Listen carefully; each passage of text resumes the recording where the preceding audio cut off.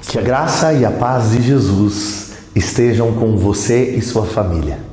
É uma alegria podermos compartilhar a palavra de Deus. Hoje meditaremos no Salmo de número 42, o verso de número 1, que diz assim: assim como a corça suspira pelas correntes das águas ou pelas águas em movimento, assim por ti, ó Deus, suspira a minha alma.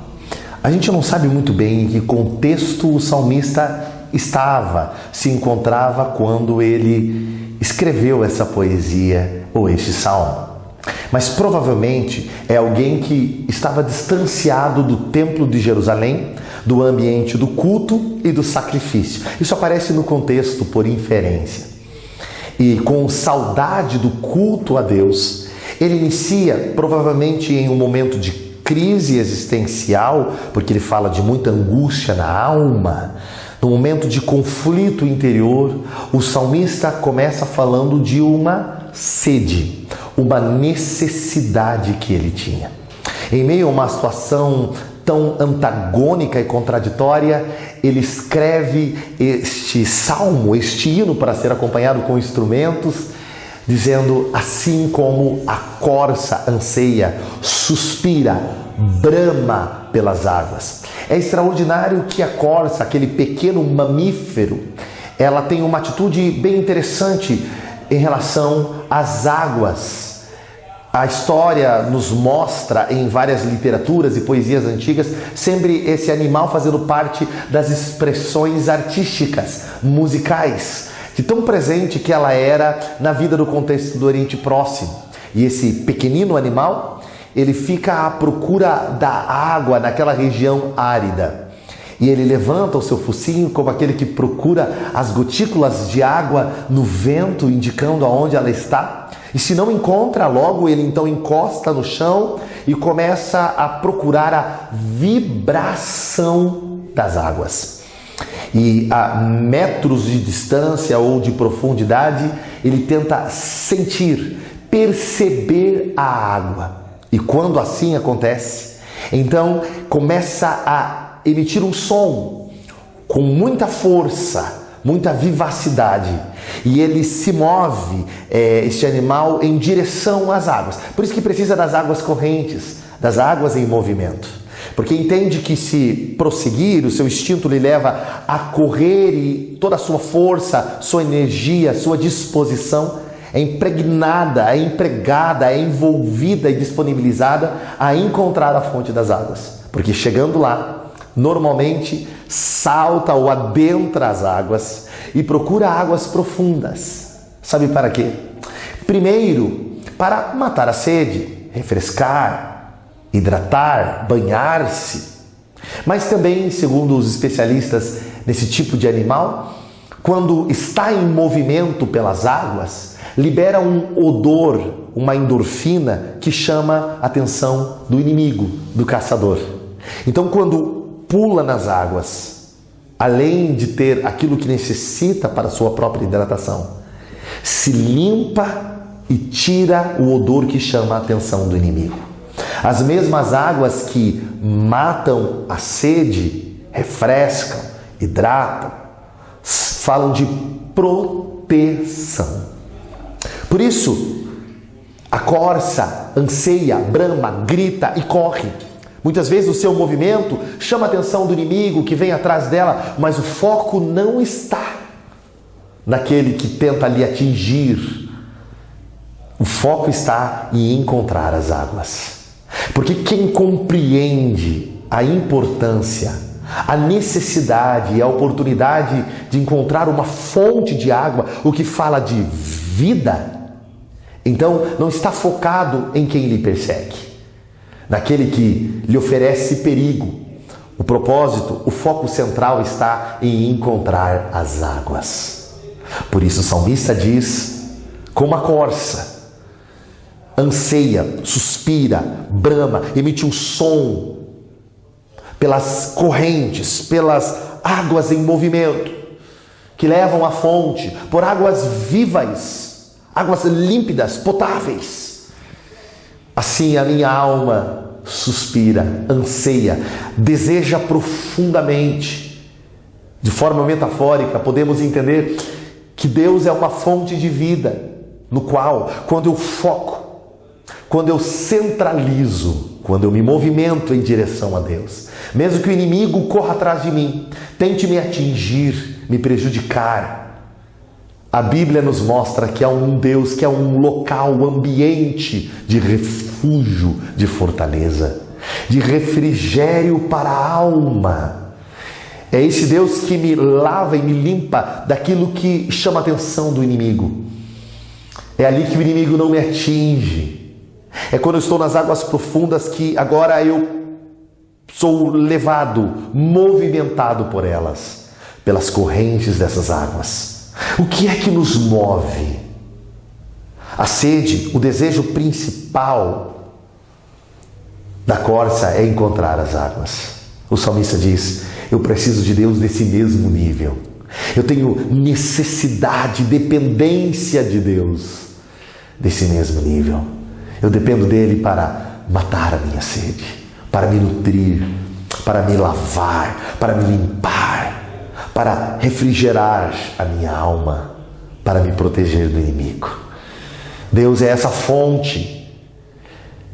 O foco principal da corça é encontrar a água. O salmista diz: o meu foco é o Senhor. Quando Deus é o Senhor das nossas vidas, então empregamos tudo o que temos para ir em direção a Ele. E podemos nos aprofundar em Deus, nos relacionar de forma real com Deus. O convite desta palavra de reflexão é para você aprofundar-se em Deus, envolver-se com Deus, ir mais fundo. Lembra do salmo que diz: provai e veja que o Senhor é bom? E a ideia é experimentar e degustar de Deus. É a ideia não de um Deus como as divindades que foram desenvolvidas na história, como nesse ambiente, dessa região da Mesopotâmia. Não é a ideia de um Deus que não se relaciona, mas de um Deus que é vivo, gera vida. É claro que eu me recordo de Jesus falando para uma mulher que tinha uma vida cíclica, pecaminosa, no meio de um adultério, com a identidade ferida. Ele também fala sobre águas em movimento, águas vivas, contrastando com ela que estava indo tirar água num buraco que guardava água de chuva, água morta. Águas em movimentos são águas límpidas, nos lembram do movimento da vida. Deus nos conduz a essa dinâmica existencial. Por isso o salmista fala de uma relação que produz vida, mas eu tenho que me movimentar em direção a Deus. Eu preciso deixar o ambiente do conforto, da estabilidade ou até do medo e da perseguição e correr em direção a Deus. Mas uma relação mais profunda, como uma corça que anseia, brama, corre e se aprofunda nas águas. Como está a qualidade da sua relação com Deus? Quem é Deus para você? Alguém que você fala com Ele às vezes, crê nele, faz a sua oração, o seu pedido, canta um hino para Deus, o procura em dados momentos no ambiente religioso? Ou Deus é a sua fonte de vida?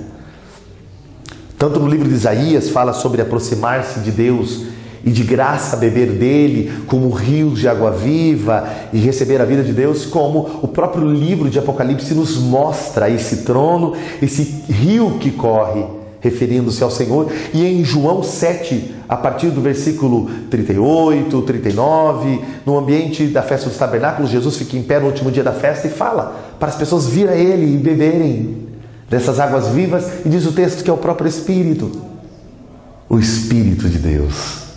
Deus quer gerar vida, mas qual é o seu foco principal, a sua prioridade, aquilo que Ele coloca em movimento? Porque onde estiver o seu tesouro, aí também estará o seu coração, e dele procede as saídas da vida.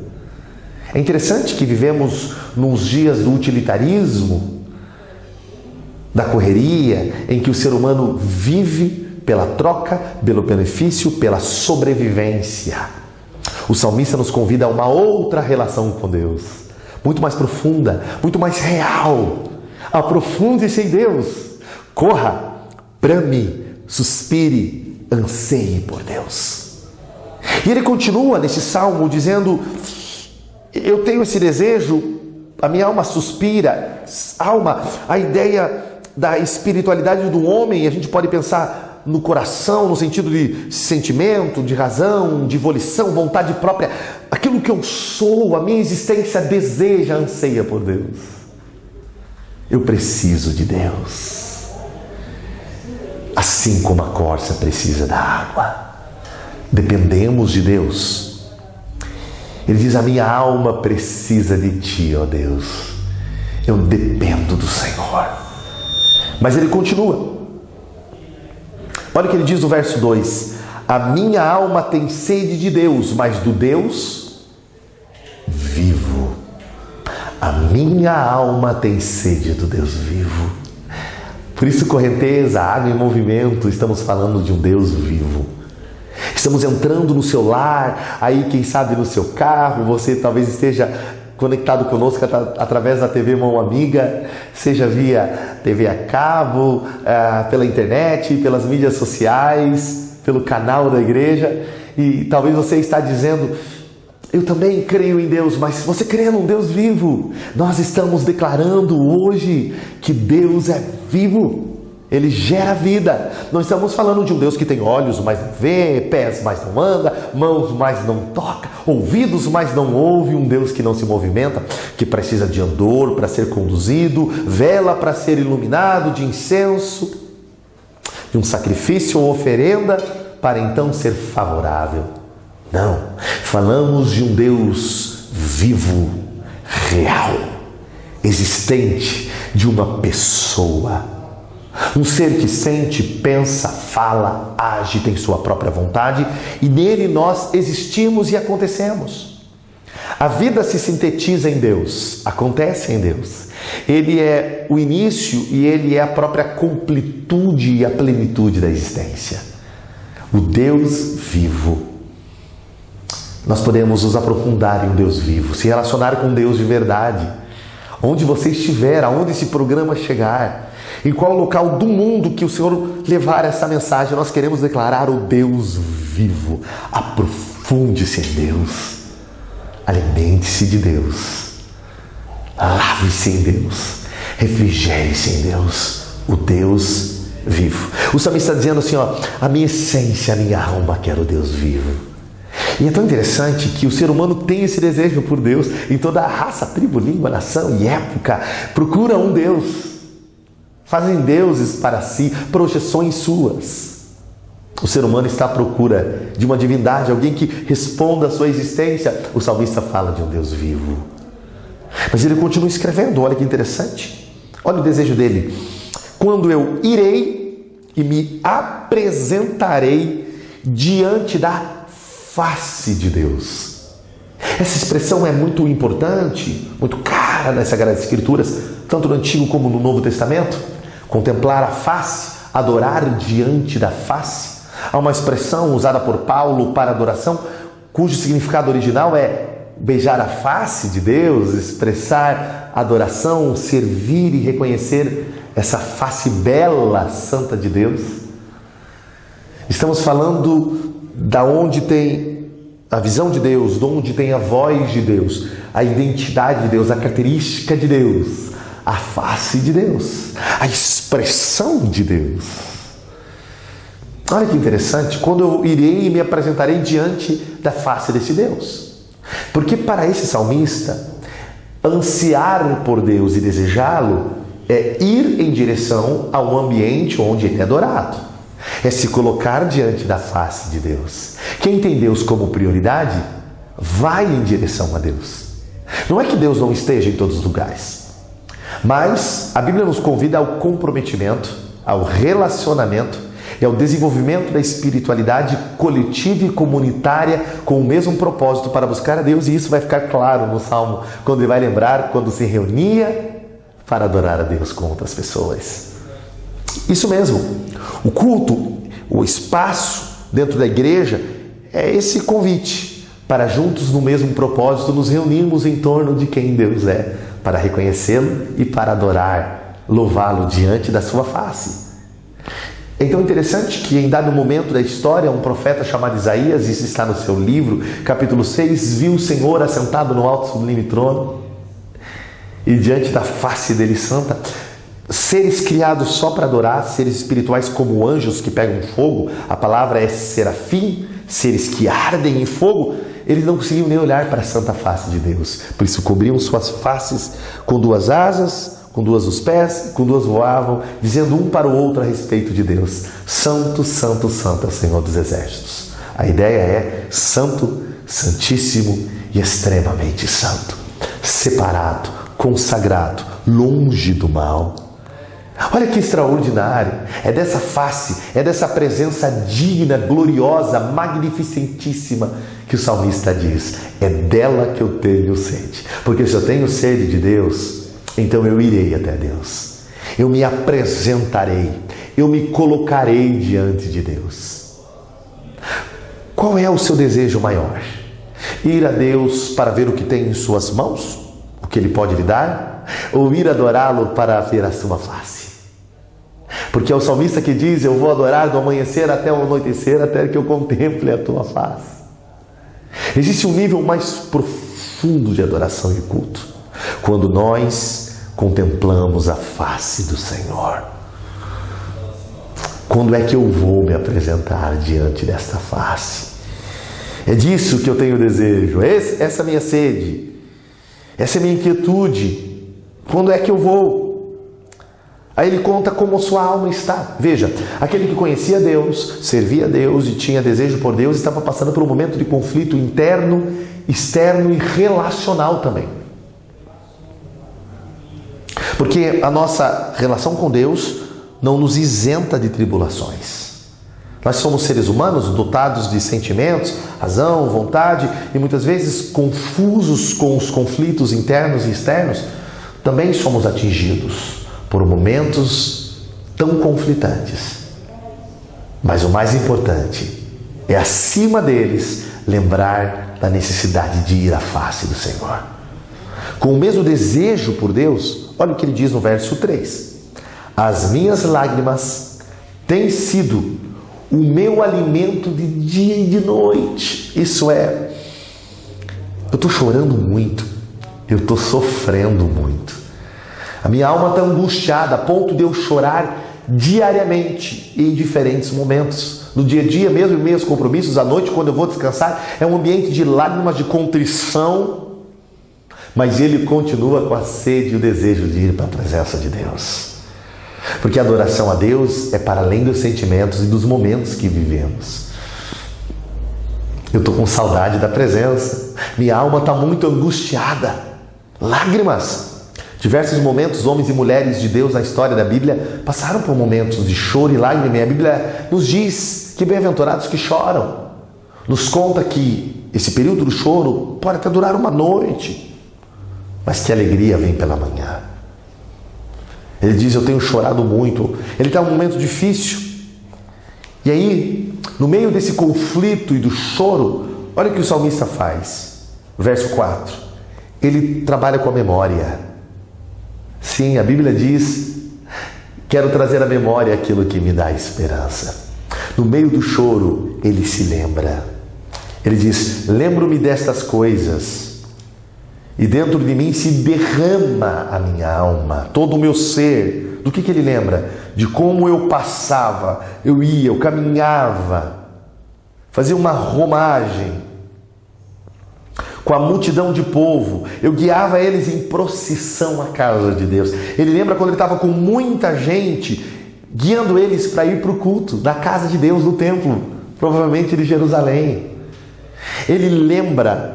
E de alguma forma ele está impedido de ir ao templo. Alguns até acham: será que Salmo não é mais tardio, depois que o templo foi destruído pelos babilônios? Nós não sabemos, provavelmente ele está impedido de ir ao templo. E ele diz: eu tenho saudade de ir para a presença, mas eu não quero ir sozinho, porque o culto é um ambiente da coletividade. Eu lembro-me quando eu ia com muita gente para a casa de Deus. A gente passou por uma pandemia, e nesse momento global, tão difícil, quantos foram impedidos do ambiente do culto? É bom o culto online, mas a saudade de se relacionar com os outros e com o Senhor. Existe uma presença de Deus que manifesta no pessoal e no individual, mas existe uma presença que se manifesta quando nós reunimos. Há uma dimensão do mover de Deus quando nos reunimos. O próprio apóstolo Paulo diz: e quando se reunis.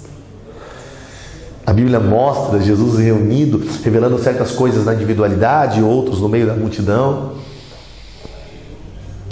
É lindo nas Escrituras como nós temos uma espiritualidade com Deus não a partir do egocentrismo, mas do relacionamento com as pessoas. Ele diz: eu lembro quando ia com muita gente para o culto, em procissão, num propósito, numa mesma toada, no mesmo objetivo, ir para o culto, ir para a presença, nos apresentarmos diante de Deus, ir no ambiente do sacrifício, do louvor, do ensino da Torá, da lei, da palavra.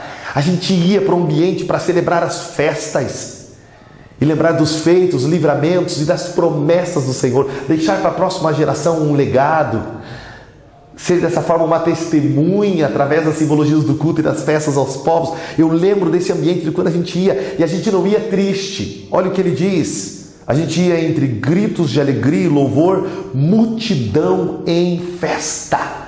Talvez você que está me assistindo agora ou me ouvindo diz: eu lembro de um tempo quando as pessoas iam de uma congregação a outra ou distantes para um culto com muita dificuldade, às vezes a pé, com meio de locomoção mais retrógrado e difícil, às vezes no meio de chuva, até enfermo, com problemas financeiros, mas ia para o culto e as pessoas iam em grupo já louvando no caminho, glorificando, celebrando, porque estavam indo diante de um Deus vivo, como diz o salmista. Mas essa atitude é de quem tem sede, de quem tem desejo por Deus, quem quer ir à sua presença para se apresentar diante da sua face. E ele diz mais, agora ele vai dialogar com a sua alma. Verso 5. Você pode acompanhar na Bíblia, faça as suas anotações, se alimente da palavra, compartilhe esse vídeo com pessoas através das mídias sociais, participe, comente, envie o seu pedido de oração. Verso 5 ele diz: por que você está abatido, a minha alma? Minhas emoções, minha razão estão abatidas. Por que se perturba dentro de mim? Espere em Deus. Esperar em Deus não é atitude indiferente. Tanto que aqui ele está em movimento, escrevendo, pronunciando sua poesia, seu hino, seu salmo. Inspirado pelo Espírito, ele escreve a realidade da angústia humana, mas o desejo por Deus, o culto, o ambiente de celebração com o povo. A sua alma está angustiada, mas ele sabe aonde tem o socorro e a solução. E ele não diz: eu quero ir para a tua presença para o Senhor solucionar todos os meus problemas. Eu quero ir porque eu estou com saudade da tua presença e sede como a corça. Por que está batido a minha alma? Porque você está assim. Espere em Deus. Esperar em Deus é a confiança no caráter de Deus e na sua promessa. É olhar para além do que sinto, penso, entendo e percebo. Enxergar quem Deus é. Esperar em Deus é ter em nosso coração a fé e a convicção, essa certeza, que essa aplicação, esse movimento da própria fé viva, de que Deus é Deus. Espere em Deus, não em você, não no próximo, não nas situações da vida, em Deus. E aí ele diz, para a sua própria alma, o seu diálogo consigo mesmo: espere em Deus, pois ainda o louvarei. Ainda eu vou engrandecer a Deus. Ainda eu vou enaltecer, exaltar a Deus. Que lindo isso! Veja que esse salmo, esse ambiente de louvor e culto a Deus, de expressão a Deus, tem autenticidade. Não são palavras querendo apenas falar de Deus e tentando surpreender. Muitos dos salmos, até os salmos de penitência, falam da angústia do homem, de lamento. São salmos em que o salmista expressa a sua realidade. Minha alma está angustiada, eu estou com sede de Deus, estou com saudade de ir para o culto, com um monte de gente celebrando. Porque o louvor a Deus e o culto precisa ser carregado disso. Às vezes a gente ouve algumas frases de efeito no ambiente do culto que não fazem muito sentido. Como: deixe os seus problemas lá fora e adore a Deus. Não, traga tudo que você tem para a presença de Deus. Expresse como você está, porque Ele é um Deus vivo que veio e conhece e quer te ouvir para gerar relacionamento. E porque quando você fala, você já está entrando num processo de cura. Talvez você diga como salmista, mas eu estou muito angustiado, eu estou com saudade da presença, do mover de Deus, de um povo alegre, eu estou com saudade da presença. E o salmista diz, espere a minha alma em Deus, confie em Deus. E ele diz mais, pois ainda eu o louvarei. Acima da circunstância, eu posso esperar em Deus e saber que eu vou louvá-lo, porque eu sei que Ele vai entrar em ação. Louvarei a Ele. Olha quem é Deus. Meu auxílio e Deus meu. É uma ideia de um relacionamento agora pessoal, uma convicção de que Ele é o meu Senhor. Se as pessoas não fizerem isso, não agirem assim, eu vou para a presença e eu vou louvá-lo ainda, porque Ele é o meu Deus e Ele é o meu auxílio. Sim, Deus é um Deus que auxilia, que ajuda e não indiferente. Por isso eu posso esperar em Deus e louvá-lo mesmo em tantas dificuldades, mesmo em meio a situações tão difíceis. A realidade dele é difícil. Olha o próximo versículo 6. Sinto abatido dentro de mim a minha alma. Mas eu lembro-me, portanto, de ti, nas terras do Jordão, no Hermon, no Monte Mizar. Ele vai trazendo referências e manifestações de Deus. E numa linguagem simbólica, poética e metafórica, ele diz, um abismo chama outro abismo, ao ruído das tuas cachoeiras, todas as tuas ondas e vagas passaram sobre mim. É a ideia dele estar dentro de um abismo ou de um vale e muita água vir lá de cima desses montes, como o Hermon, que tem às vezes o pico coberto de neve, e quando vem a água ou quando vem muita chuva, então como ela desce dos montes, chega nesses abismos, nesses vales com muita força e leva tudo que tem como um afluente, uma chuva, um grande movimento de águas. Muitas vezes os agricultores esperavam por isso. Esse barulho, esse movimento de muita água, que era onde trazia nutrição para o solo, para a plantação, essa força, esse ruído, esse barulho todo passando, como as águas que vieram do monte, desceram e passaram pelo abismo, pelo vale.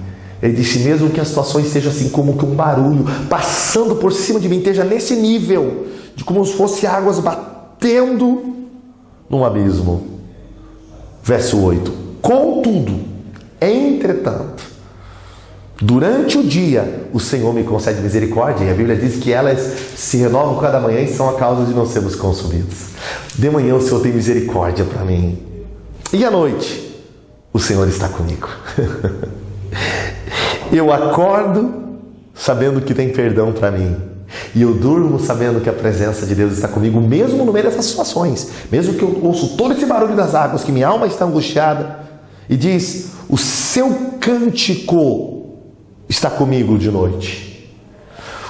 O louvor a Deus, o cântico que Deus me dá para louvá-lo e celebrá-lo, está comigo à noite. Quando eu durmo cantando. Eu acordo lembrando do perdão, eu durmo louvando quem Deus é. Uma oração, diz ele, ao Deus da minha vida. Eu durmo cantando e orando porque é um Deus que é o Deus da minha vida. E aí ele vai terminar dizendo, pergunto agora a Deus. Ele dialogou com a sua própria alma e agora com Deus. A minha rocha, por que tu se esquecestes de mim? Jesus também disse, Eloi, Eloi, lama sabachthani. Em aramaico, Deus meu, por que me desamparaste? Vários profetas e homens de Deus da Bíblia também perguntaram onde Deus estava, a sensação de que Deus os abandonou. Ele diz, por que hei de andar eu lamentando sob a opressão dos meus inimigos? Veja, um conflito interno, mas externo. Aonde está Deus? A gente se pergunta. E estava tão difícil que é psicossomático, da mente para o corpo. Ele diz, no verso 10, os meus ossos esmigalham quando os meus adversários me insultam e perguntam sem parar. E o seu Deus, onde está? De forma sarcástica, duvidosa, aonde está Deus? Deus está no mesmo lugar, Ele é o Deus da vida, Ele é a fonte. Não é que eu passo tribulação que Deus não está no controle. As tribulações não são sinais de que Deus não está no controle. As tribulações fazem parte do contexto de um mundo caído na minha vida. Mas lembre-se que Deus não depende de circunstâncias favoráveis. Por isso ele termina o 11 perguntando de novo para a sua alma: por que você está abatido a minha alma e se perturba dentro de mim? Espere em Deus, pois ainda louvarei a Ele, meu auxílio e Deus meu. Mesmo que eu me pergunte aonde o Senhor está, as pessoas falam onde está o seu Deus, eu me baseio na revelação de quem Deus é, meu Deus e meu auxílio. Eu concluo esse tempo de reflexão dizendo: confie no Senhor, o seu Deus, o auxílio, o Deus forte, o Deus vivo. E mesmo que zombem de você, sua alma esteja angustiada, corra para Deus, ouça o barulho, movimente-se pelas águas, o Espírito te guiará a Deus. Aprofunde-se em Deus e seja restaurado. Deus quer mudar a nossa história. Que hoje possamos mergulhar em Deus e beber dele. Deus nos renove e restaure em nome de Jesus.